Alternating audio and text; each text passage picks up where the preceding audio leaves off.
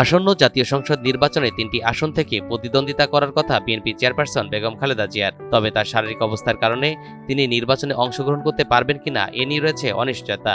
এই পরিস্থিতিতে বিকল্প প্রার্থী বেছে রেখেছে বিএনপি। আমাদের নেত্রীর বিকল্প কেউ নাই। যদি কোনো কারণে আমাদের নেত্রী ধরেন সিদ্ধান্ত নিল, ওনার তো শরীর খারাপ, যে উনি নির্বাচনটা করবেন না কোনো কারণে, তখন বিকল্পই ধরতে হবে। সোমবার 3টি আসনের জন্য খালেদা জিয়ার পক্ষে মনোনয়নপত্র জমা দেওয়া হয়েছে।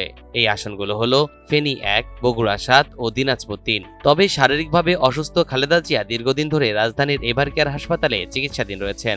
চিকিৎসকরা জানিয়েছেন তার শারীরিক অবস্থা অত্যন্ত জটিল এবং তিনি সংকটময় মুহূর্ত পার করছেন। আমরাই নাম্বার ওয়ান হচ্ছে মেরিল পেট্রোলিয়াম জেলি। ফেনী 1 আসনে খালেদা জিয়ার পাশাপাশি বিএনপির হয়ে মনোনয়নপত্র তুলেছেন ওই এলাকার নির্বাচনী সমন্বয়ক ও ঢাকা মহানগর দক্ষিণ বিএনপির আহ্বায়ক রফিকুল ইসলাম মজনু।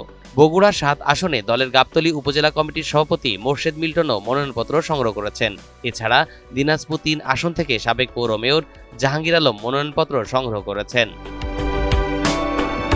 মনোনয়নপত্র জমা শেষ দিনে ঢাকা 17 আসনের জন্য বিএনপির প্রার্থী হিসেবে মনোনয়নপত্র জমা দিয়েছেন তারেক রহমান। এছাড়া তারেক রহমানের পৈতৃক এলাকা বগুড়া 6 আসন থেকেও নির্বাচনী প্রতিদ্বন্দ্বিতা করার প্রস্তুতি নিচ্ছেন তিনি। আসছে 12 ফেব্রুয়ারি ত্রয়োদশ জাতীয় সংসদ নির্বাচন অনুষ্ঠিত হওয়ার কথা রয়েছে। তবে রাজনৈতিক কার্যক্রম নিষিদ্ধ থাকা আওয়ামী লীগ এই নির্বাচনে অংশগ্রহণ করতে পারবেন না। ফলে বিএনপির নেতাকর্মীদের মধ্যে জয়ী হওয়ার ব্যাপারটা নিয়ে বেশ আশাবাদ লক্ষ্য করা গেছে। তরিকুল ইসলাম, NTV অনলাইন।